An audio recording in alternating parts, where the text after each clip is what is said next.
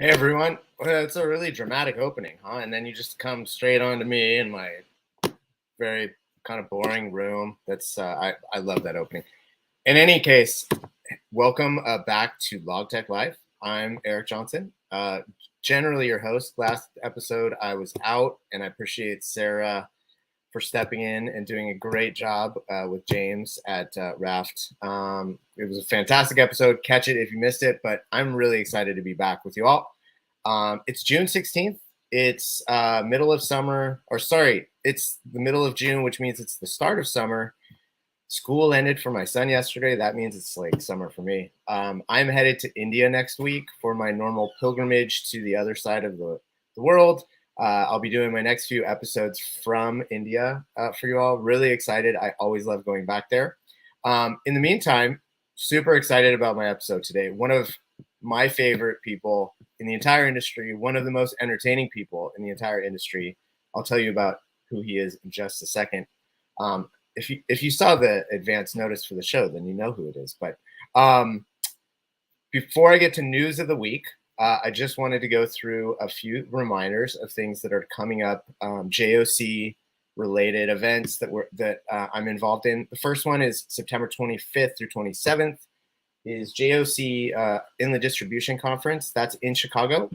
That's our event that's focused on surface transportation, intermodal, rail, all the stuff talking about once import cargo hits U.S. shores, what happens to it then. So definitely encourage you to sign up for that. It's an amazing event. We have tons of shippers. I'll be leading a bunch of tech-focused sessions, as you might imagine. But really, it's just like literally the most substantive discussion about trucking and intermodal and drayage and chassis and all that really complicated good stuff. Later this year, I will also be in Abu Dhabi. Super excited about that for the World Ports Conference that's held by IAPH. Again, I'll be leading a whole bunch of tech-focused sessions around port automation, digitization, all the things that ports need to do to make themselves sort of more modern and more amenable to the various parties that they interact with. I keep saying this every episode. I'm going to say it until someone does it, what I tell them to do, which is support the Blended Pledge. This is Sarah Barnes-Humphrey and Let's Talk Supply Chains initiative to drive more inclusion and representation at industry events. This is for people who get picked to be on panels. Say I pick someone for a panel, their company is not giving them the budget to travel. This helps them cover costs so that they can actually be on that panel and represent the industry that actually is. It's not just a bunch of old white guys, I promise you.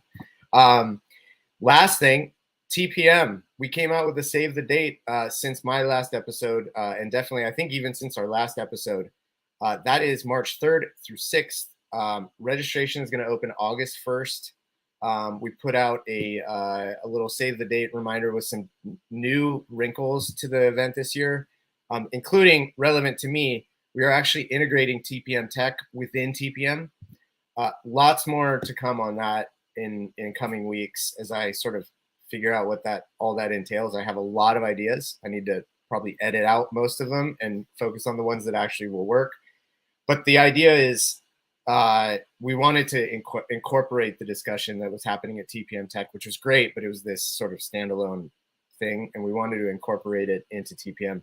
We also know that for everybody except for me, it was a lot of time to commit to be in Long Beach and to be away from family, and especially our internal events team, to have them put on another event right before TPM was asking a lot. So we have more space in the convention center for TPM this year, so there's lots of room to do really cool things. So keep an eye out. Beginning of August, registration will open, and I'll have my normal code for listeners who want to get a little bit better deal on going to TPM. Although at that point it'll still be early bird, so register early, get your hotels early. It's going to be crazy. Okay, so let's go through some stories. A lot has been happening this week, and I'm going to start off with a couple of stories that I've done specifically around container visibility over the last 2 to 3 weeks. So I we posted this story just this week about something that a visibility provider told me all the way back last summer, or last fall, I should say, about carriers, ocean carriers, making it more difficult for visibility providers and 3PLs as well to scrape milestone data off of their website. So I dove into all of that. There's a whole bunch of wrinkles to this. The story is not about carriers doing anything wrong. It's their websites. They need to protect them, not just from legitimate requests for information, but obviously from cyber attacks. So I go into a little bit of the technical aspect of why they do what they do, what they're using to protect it, and what it means to visibility providers and 3PLs that want to convey that information onto their shipper customers. So it was a really interesting topic for me to get into. Hopefully you all find it interesting and valuable as well. The second story I wanted to highlight was also on visibility. This was from a few weeks back, and it sort of dove into, again, another issue that I had been sort of looking at for a really long time and hearing from a huge number of shippers. I probably directly talked to 20 shippers and met with maybe 30 to 40 more about this subject in bigger groups. And it's this idea that it's not that people are like mad or angry about a lack of progress on ocean visibility. It's just considering the amount of money that's been invested into the space, some of them are a little bit underwhelmed. And the story is not there to promote the idea that everybody is unhappy. There's certainly a lot of happy customers. And there's some customers that are mostly happy and are just, want the envelope pushed a little bit more. But it was really about some of the same issues that have plagued kind of data quality in the ocean visibility space for 15, 20 years are still lingering there, and kind of why that is. So definitely encourage you to read that if you get a chance. That's also on the JOC website. So the next story is not one that I've done, but I feel like it would be crazy not to bring it up considering this literally just happened Wednesday, late Wednesday night, 13 months after the contract initially ran out. The West Coast Longshoremen Union finally came to a tentative agreement with their employers called the Pacific Maritime Association that represents the terminal operators in U.S. West Coast ports. The big takeaway, I'm not going to go into all the things that happened. I think most shippers and certainly service providers have been watching what's happened. I think the big takeaway is how much cargo has bled to other parts of North America, and basically how much of it is there to stay versus how much will eventually go back now that there's a contract signed and there's a bit more certainty about operational kind of consistency on the West Coast. It's a 6-year contract once it's signed, so hopefully there will be some of that. But the reality is a lot of cargo is we've shown, and it's a long-term trend that cargo shippers have wanted to diversify away from the West Coast so that they weren't subject to a single point of failure. Well, that went on overdrive over the last year. And I was just in Charleston earlier this week, and having been there, you can see East Coast ports, U.S. Gulf Coast ports are catering to shippers in a way, and my colleague Peter Churchwell did another column about this yesterday, in a way that it doesn't seem like West Coast ports have. And that doesn't just mean cargo is moving Asia all waters through the Panama Canal. It also means it's opening up all sorts of new trade routes to the East Coast, from Southeast Asia, from the Indian subcontinent. So it's really reshaping kind of trade patterns altogether on the Trans-Pacific. Some of that's not going on the Pacific at all now, right? So very interesting stuff. And we'll obviously be tracking this. I think we've probably written 15 articles over the last 2 weeks about the ILWU. So one last story that I'll bring up is my colleague Terry Griffiths wrote about an FMC case in which Hamburg Süd was hit with a $10 million penalty. Definitely encourage you to read the story. It's about not adhering to promises in a contract. I think the big picture here is the precedent this maybe sets in terms of size of penalty, in terms of the FMC holding carriers to what is stipulated in a contract and whether that sort of remains binding going forward. It's a big judgment in favor of a shipper. retaliating for things that they wouldn't have been penalized before, right? So definitely worth reading that story, and we'll obviously be keeping an eye on all the developments at the FMC as well, as we happen. So newsy week, newsy 3 years, newsy life, I guess. It never slows down. But I'm really delighted now to welcome my guest this week, Jonas Krumland, who's CEO of a company called Logward, based in Hamburg, but with operations in Mexico, India, elsewhere, I'm sure, soon. Jonas, so glad you could join. Yeah, thank you. Thanks for having me. Thanks for inviting me. So Jonas and I met probably, I want to say maybe 3-4 years ago. And I've just always enjoyed the dialogue we've had, whether it's been on at JOC events, behind the scenes, over a beer at the bar.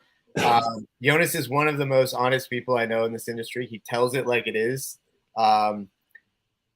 Besides that, before we get into it, why don't you give people a little bit of your background? Like, how did you get to this point? Sure. Happy to do so. Hi, everyone in the audience. I'm the guy with the weird shirt and the thick German accent. And as Eric said, 5 years ago, I had the crazy idea to start Logward, which we'll most probably talk a bit about in the coming minutes. And what should I tell you? I've been doing logistics for almost 15 years now, never done anything else. I don't know whether I'm good at logistics, but I'm certainly shit at anything else. So that's what I do. Yeah, sometimes I feel the same way. It's funny you mentioned this. Someone asked me, I was at an event earlier this week, and someone asked me, it was a forwarder actually. He asked me, if you didn't do what you were doing, what would you be doing right now? And I was like, you know what? I've been doing this so long, I don't even know anymore. I can't even think of like what else I'd be doing. So yeah, it's like you're stuck with me whether I'm good at it or not. So our world is quite large, the world of supply chain management, right? So if I wouldn't be doing something at Logward, I would be happily sitting on a forklift and running a warehouse or something. Well, we would probably be in better shape, right, than sitting behind the computer all day. Cool. Well, so let's talk about Logward then. What was the concept behind starting it? Like the original concept. What is it now? How has it changed much? Yeah, it did change. Logward today is we call it a supply chain orchestration control tower. And it basically, as the name would suggest, orchestrates stakeholders in shippers' supply chains, right? But it hasn't always been that way. We started off just knowing that we want to automate certain processes in supply chain management, but we never had any clue in which commercial or business model we want to deploy that. We are coming off a corporate venture. We are backed by a freight forwarder who is 145 years in business, 145 years plus, I believe. No, almost 145. So I would claim that we encountered a couple of typical logistics problems in the past and hopefully found one or the other solution to it. And that's what we just wanted to do. So in the beginning, we experimented a bit around in like being a digital freight forwarder, but we very quickly learned from our customers actually that we should be doing something else. And now we ended up in this orchestration model. And it's working well. So just real briefly, like who are your customers? Are they, and sort of like, where are they coming from? What size? Like, what's your sort of, I know it's difficult to generalize, right? Yeah. So you raised the bar pretty high in announcing me as somewhat of entertaining or honest. So let me try to be super straightforward with that answer. We're happy talking to shippers who move cargo around the world. And who don't want to spend 7 digits a year in SAP or Oracle TM, being stuck in 3 years of implementation or rollout projects. That's where we're really happy trying to do it in a little more efficient way. We developed something that we call no-code concept. So anyone who is good at Excel or who's a bit architecture or numbers minded can configure a custom setup in our no-code platform, and that's where we feel very happy. Yeah. So what, like things like control tower and orchestration. Control tower to me, is a term that's been around for a while. Orchestration is a term that's, I think, come up a little bit more recently. What does that mean? Like, how do you explain that to someone who doesn't really like innately know what that means? You're fully right. It's there are, like, if you ask 5 people what a control tower is, you'll get 7 answers. And our answer number 8, or interpretation number 8, then is we first of all connect our customer to their ecosystem in many different ways, via API, EDI, weblog, and whatever it is. Then we provide a platform of functionality where they can, for example, do order management or logistics procurement or transport management, so moving cargo around the world, a bit of allocation management, so planning their capacities, doing forecasting. Those are the things that our users can do on the platform. Yeah, got it. Okay, I think that helps drill down into some of the functional areas. And so if I'm a shipper and I like something that you're doing, I can pull out one of those functions and just use you for that. It's right. Okay. Yeah, exactly. And that's a very important point. Thanks for bringing it up. It's like, we strongly believe in, running in small iterations, right? So let's start small in anything. If you say, okay, I've got a massive challenge right now in managing my orders, then let's only talk about that for now. And if you like what we are doing, we can still talk about plenty of other things, but I'm not a supporter of, hey, let's sit down, let's sign a huge deal, a huge contract, and then we're all occupied in 4 years of implementation. That's not what we propose. We rather want to go in steps. Yeah. Okay. So you mentioned that you were sort of you have sort of the backing of a forwarder. So I mean, I'm in the same boat a little bit. I work for the Journal of Commerce, been around almost 200 years. So it's like there's like this weight of making sure you don't mess things up, right? For a company that's been around for so long. What was the decision to sort of like spin out Logward separately as opposed to keep it within, it's Logtech is the company, right? For those who don't know. And secondly, what do you think is the advantage of that sort of origin versus, just like saying bye and then going and starting off a technology company and maybe trying to raise venture or some other approach to making it happen? So to come back to the first part of your question, like, why did we spin out or spin off? I think it is required if you want to offer supply chain technology that you can use coming from a neutral provider. You cannot do that in the same room. I cannot provide supply chain technology on the left corner of the room and run freight business on the right corner of the room. That would not comply with most of people's understanding of neutrality, right? So obviously in our current setup, there is no other way than doing it like that. When we started, it was also a bit of freedom that we wanted to give ourselves. We wanted to be able to, draw something on a white piece of paper, have no legacy at all. Like if you're, for example, Kühne Nagel, who by the way had a great panel discussion on TPM Tech this year. And I always have so much respect for those guys, because all they do in digitization, they have to do it like in an open heart surgery, right? So if they mess up something, they immediately feel the impact. And like doing open heart surgery on themselves. Exactly. Yeah. And if you mess up, there are consequences. So massive respect to them and anyone else who does it like that. We felt, okay, that's too much of a risk. We want to be radical, and if we want to be radical, we should do it not in a open heart surgery. That's cool. So in terms of growing the business or getting it started, what was the advantage of doing it the way you did it, as opposed to you, Jonas, and someone else just kind of being co-founders and raising money? I mean, first of all, I think it also has a little bit to do with my personal character and where I feel comfortable.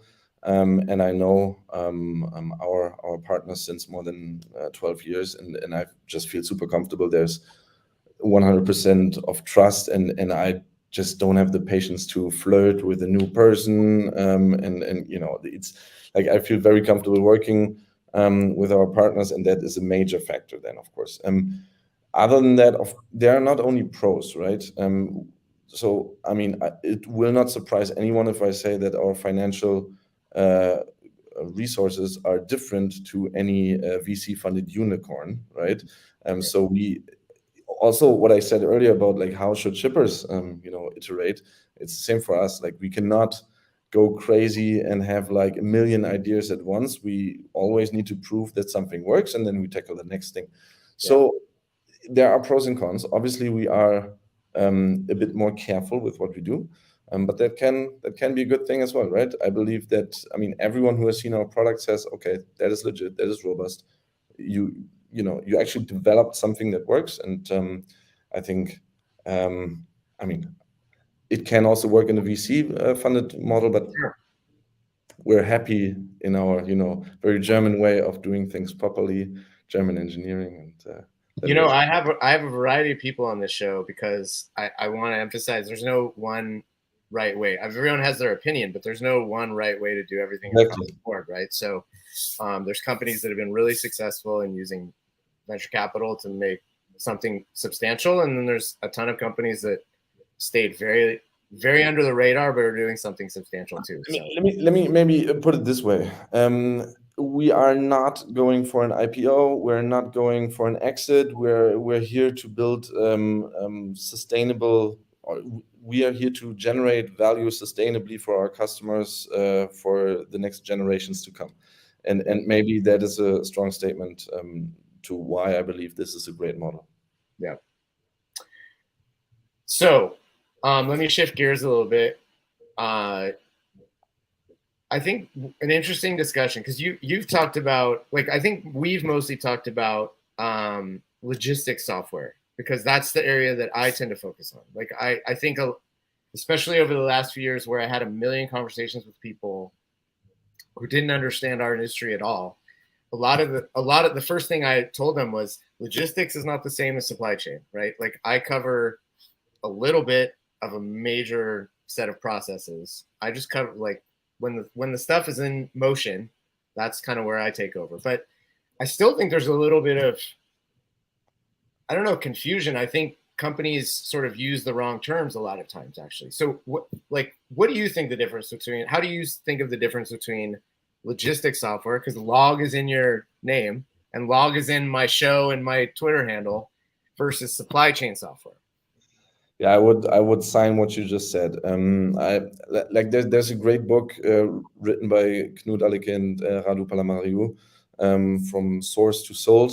Cheers to those guys. And I think that explains it really well, right? Supply chain management is, from my point of view, a little more holistic than just logistics. Saying this with all the respect to all the logistics experts, I've been doing that for quite some while myself. But to give a tangible example, our customers, for example, they're interested in where is my order, and our customers' customers are also interested in the same. And supply chain management actually is customer facing, right? Proper supply chain management does increase your net promoter score. It does have an impact on how attractive you as a company are towards your customers. And there are so many synergies if you look at supply chain management holistically rather than at a tiny niche of it. And that's why we also decided, okay, we want to do purchase and sales order management as well. We want to do supplier management as well. We want to involve our customers and provide all the visibility to them as well. Yeah, that's our take there. Yeah. So because I think it's important. Everybody who's sort of in the market or trying to understand the market should be thinking about the providers that they are talking to or researching, and figure out where they reside on that spectrum of like pure logistics versus supply chain. But even what you touch is definitely broader than logistics, but it's also not quote unquote end-to-end supply chain, right? Because there are upstream activities and final mile activities that you may not be generally touching, right? So it's exactly. That's why are happy with the term orchestration, right? We would never claim that we're anywhere near being a good warehouse management system, right? So this is like, but we're happy to integrate that portion into our platform for our customers, right? If a customer says, hey, I don't know, I want to go with Blue Yonder for warehouse management, then we'll be happy integrating that solution. That's what we do. Yeah. So you mentioned one of my favorite words. I think I'm the only logistics journalist who actually cares about this topic, which maybe helps me be a little unique on this. But like, I mean, I've had you talk about this on panels before at JOC events, and I'm utterly fascinated with how still to this day, like we talked about that 3 years ago, and still to this day, people struggle with this issue of forecasting their space needs on the ocean freight side, and then allocating to their various carriers or NVOs, and vice versa. Carriers and NVOs have a hard time understanding what they should expect to be coming, and so you end up with the dreaded MQC divided by 52 kind of equation that no one actually ever is not realistic. So what do you see back from your days as a forwarder transitioning into technology provider? Like, why is this still such a struggle? The very simple and straightforward answer to that is because it's not sexy. It's not. There are no quick wins in this. So, for example, because we've been talking about venture capital, right? For a venture capital investment, allocation management in today's form is not at all attractive. Like, it's not scalable, and it's not scalable and it's not sexy because there are no data standards out there in the market whatsoever, right? What we basically need to do in managing capacity and allocations and forecasting the same is we need to translate each other's language.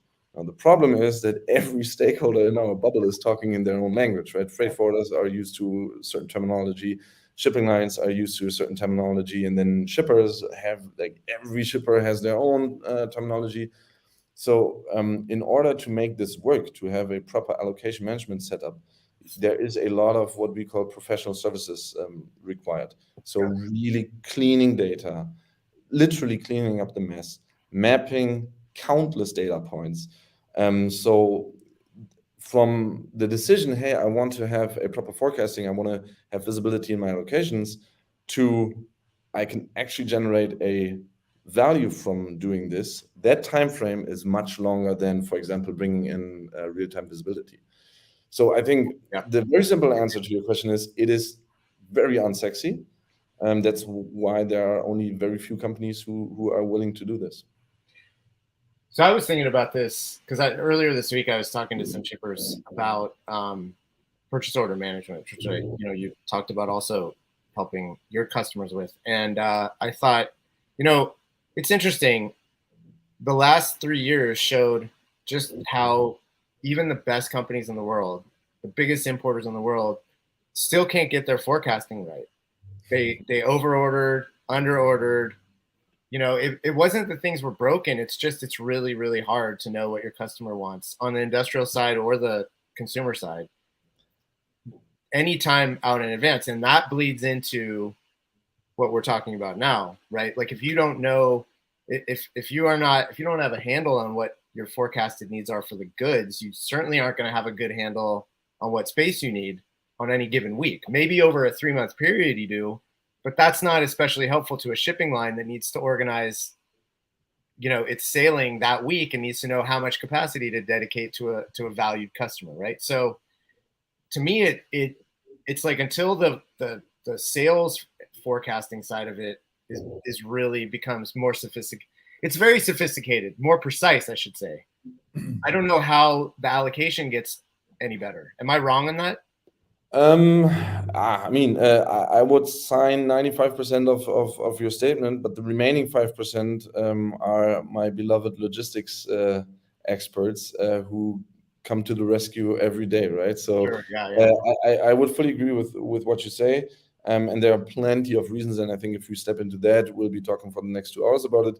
So we may want to reserve that for a different talk. But Yeah. sales forecast. I can talk about allocation for 40 minutes. So yeah. Yeah, that as well. Yeah, but I think sales forecasts, we all agree, it's difficult. But what I see in the market is logistics departments, logistics experts still somehow manage to be super agile, super flexible with the not super reliable data that they get, and that's where we then try to help to at least enable logistics experts to be very flexible on a daily level and deal with all the, I think the buzzword is VUCA, right? With all the ever changing, super quickly changing environment that they are being thrown into. And that's where I believe proper order management can help, even without a reliable forecast. Yeah. Well, and the way I sort of think about this is shipping lines get blamed a lot of time for not being the most advanced technologically, but the one thing they are becoming really good at is understanding who good customers are from a process behavioral standpoint, right? So they know which customers are delivering the boxes that they had said were going to come. They know which ones no show. They know which ones double book. They know, right? So if you think about it from working backward from that and minimizing things that make you look like a bad customer, then that puts pressure in a good way on the logistics team to be really good. And then hopefully they can put pressure upstream in their own in their own business, right? So I think a lot of people are underestimating shipping lines and carriers' capabilities in terms of digital. And that's a big mistake. Like if you actually have a look under Maersk's hood in terms of digital capabilities, you will be surprised how good they are in certain things. I just believe that there's no incentive for carriers to actually share that data and collaborate, or not enough incentive. And that's, I mean, connecting to what you said, if shippers actually engage in proper capacity and carrier allocation management, I have not seen a carrier yet that is not interested in picking up on that and start collaborating properly. And we see great results. The moment you say, hey, dear carrier, let's actually work on a partnership and not, exchange Excel file and I tell you where you have to be cheaper and 10% here, 10% there. That's not proper carrier management, right? That's not good relationship management. And that's why, like, I have only seen carriers so far who absolutely appreciate starting a real collaboration based on transparency, based on numbers, and I can only recommend doing that. I'm a bit. No, I know. Well, so let me just again. There's so much I want to ask you, and I'm already running out of time. So let me shift gears into another topic that you and I have talked about. So this idea that, so I think there was an idea that eventually every single logistics software platform was meant to be self-service, like I go to Shopify and I just buy something and it magically shows up on my door 3 days later. But when I talk to shippers, I don't hear any of them say, no, I want to handle everything internally on a system and not have any partners. Like that mindset does not exist, whether it's a small e-commerce shipper all the way up to like a top 10 importer, right? Am I wrong in that? We should bring someone from Amazon in. Well, okay. Yeah, I guess they're an outlier. That's the absolute exception, yes. But then, yeah, they're a special case, right? Because they're not just a shipper. They're a service provider. They're a shipper. Yes. They're a intermediary. Yeah. But yes, other than that massive exception, I would agree, yes. So what does that mean? Like, because I would suspect that if I am a shipper and I engage with you, the platform is designed, like you said before, if I'm proficient, I can configure it the way I want. I can use it in a very like self-service way, but how are people are they looking to you to sort of say, hey, this system better than we do. Can you help us get the most out of it? Absolutely, and I would even take it a step further. So what you just described in your last sentence, the case of some shipper wants to purchase supply chain management software. Yep. That was the thing throughout pandemic. Now, as economy is going down globally, except for oil and gas, budgets are super tight. What we see is more and more companies right now. I believe it's a temporary thing, but right now, the clear trend is to take it a step further than what you said. Not only, hey, can you configure it for me, but also, hey, can you run it for me? And when we say, can you run it and manage it for me, we're talking immediately about LLP and 4PL concepts, meaning you contract with a logistics service provider, not a software provider, and you want to have a managed service, obviously, because it requires less commitment into technology. Usually it's transactional payment model, right? It's not a It's not a 5-year. It's not a SaaS license and subscription. software, Yes, exactly. So that it's a clear trend right now. Yeah. And by the way, LLP is lead logistics provider for people. Sorry.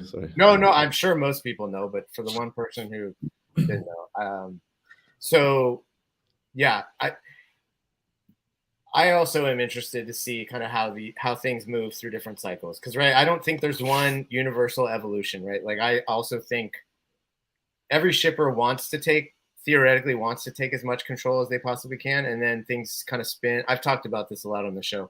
Things outside of their control spin out of their control to the extent they're like, no, I actually need a forwarder to help me with this, right? Or I need a partner of some kind. So I agree. And it's good to take stock of where we are at this moment. Automation. You had mentioned automation as sort of an early goal at Logward. How should people in our industry think about what is actually automatable versus what is not? I mean, it's a physical industry. Like we're stuck behind computers all day, but there's also, like, you said the forklift, right? There's the forklift guys, and there's, right? So what is automatable? I would again refer back to the amazing Kühne-Nagel panel during Long Beach TPM Tech, and the gentleman from Kühne-Nagel said what I'm about to say now as well. Almost everything is automatable. Okay. Technology is almost never the bottleneck, but processes and data are.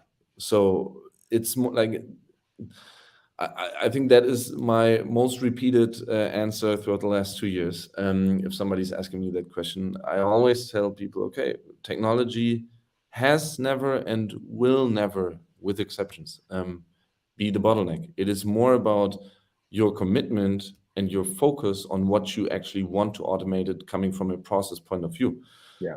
Because if you don't have standardized and unified data and wording and or naming conventions for your data, you won't be able to automate. I'm not sure, to be honest. I'm not qualified, and I'm not smart enough to see what AI can do in that aspect.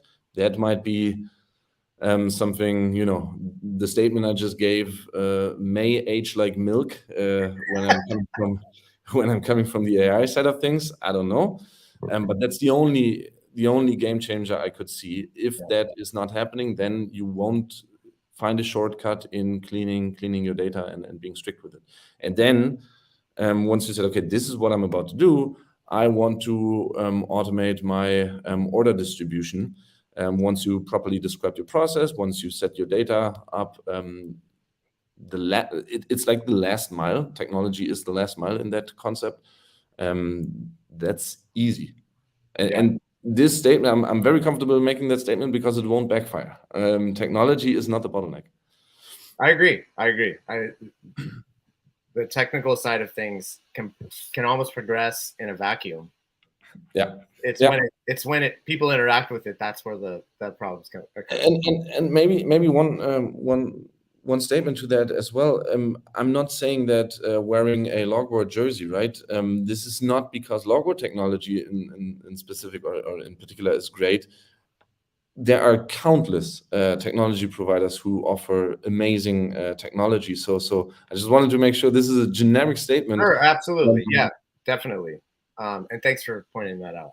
I hate infomercials on shows, so I try my best to talk about big picture stuff. Keeping me honest here, Jonas. Okay, maybe one last sort of industry question. we've talked about PO management, order management.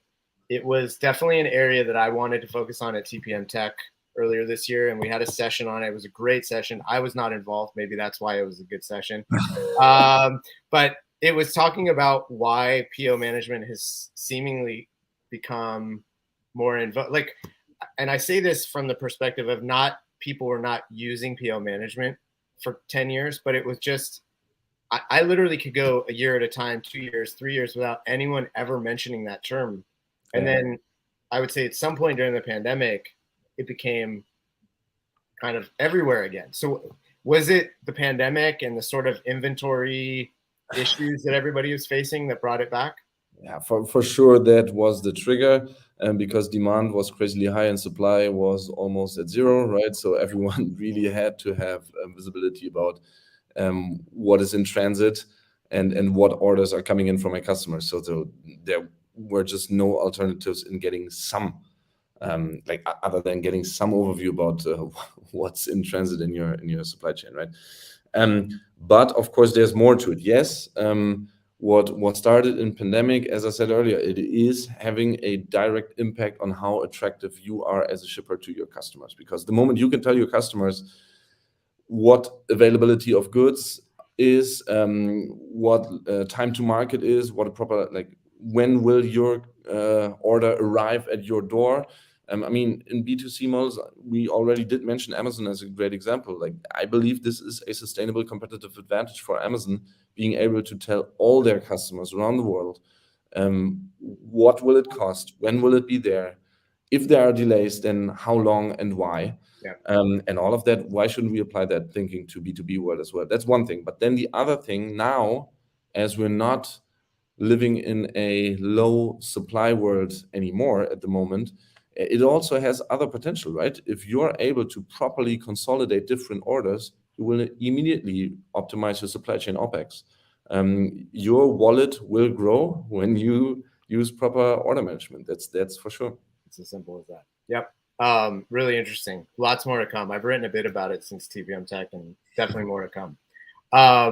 Okay, last question. This is how I end every episode. Who's your favorite band or musician, and why? We actually were talking about music at TPM Tech, so I knew this would be a good one for you. Yeah, you see, I'm German, right? And Germans can't dance. That's a fact. Everyone knows that. So for me, I've got a very narrow field of music that I can pick and not embarrassing myself when dancing, right? So I would go for, let's say, I'm very good at headbanging. That works well for me. And you know, Metallica was just here in my hometown, Hamburg, I think 2 weeks ago. And I was so sad because I was in Mexico back then. Also nice to be there, but I was crying a bit. You missed them. Yeah, I missed it. So, but they will come back next year, so I will definitely get tickets. And then you already spoiled it a bit. I met this gentleman called Eric Johnson in a bar in Long Beach because I didn't have a hotel for my last night at TPM. So me and my colleague just decided, okay, let's not get a hotel for the last night because our flight is departing in the early morning. So let's just do an all-nighter. Yeah. And we convinced Eric to join at least partially for that. I hope it's not all night, I can promise. But yeah, and and you gave me the great advice of listening into Thrice, and like, I don't know whether people can see it, but it is still, where is it? It is still in my Spotify. Nice, very good. That's awesome. That's awesome. Yeah. For people, one of my very good friends is in that band, so that's why I shamelessly promote them all the time. It worked really well. It worked well with me. That's great. Well, so they're going to be in Berlin. They're going to be in Berlin and Munich in next February. So let me know if you want to. I know a guy. So definitely. Jonas, this has been awesome. Thank you so much. It's always great to chat with you, but especially on my show, feels like this has been a long time coming. So I'm glad we can make it. Yeah. Thank you so much. Have a great rest of your weekend and summer, and we'll talk soon. All right. Awesome episode. Okay, dad joke of the week. It's like the month for me since I haven't done an episode in a while. What do you call? So it's Father's Day on Sunday in the U.S. What do you call a person who is not a dad who makes dad jokes. What do you call a person who is not a dad who makes dad jokes? A faux pas. Should have done a German joke with Jonas here, but I had to turn to bad French. So I like that one. It's topical, and I think it's really super cheesy. So hopefully you liked it as well. I can't blame this on my son. I came up with this one. Thank you so much to everyone for showing up and tuning in for another episode of Logtechlive. Without you guys supporting this, wouldn't do it. It's all hopefully fun and valuable for you all, and really appreciate all the support. Just a reminder, please support the Blended Pledge. Go online right now. Donate $5, donate $500, donate $5,000, whatever you can do. Just let's support this. And I will be back 3 weeks from now, because there's 5 Fridays in June. First week of July, I'll be back with another fantastic episode of Logtechlive. In the meantime, enjoy the start of summer, everyone. Get out to the beach and hopefully chill out a little bit. Thank you again, and see you soon. Bye.